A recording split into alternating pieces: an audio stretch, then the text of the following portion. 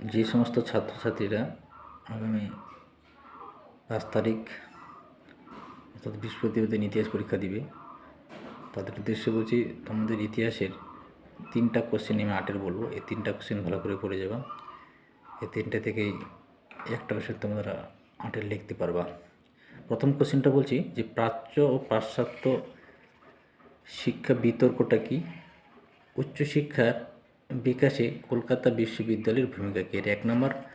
2 নম্বর পড়ে যাবা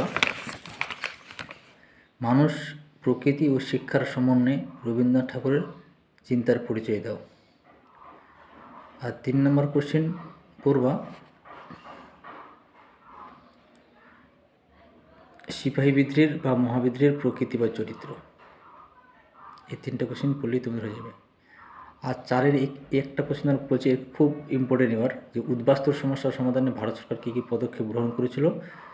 আরেকটা হচ্ছে কাশ্মীর সমস্যা।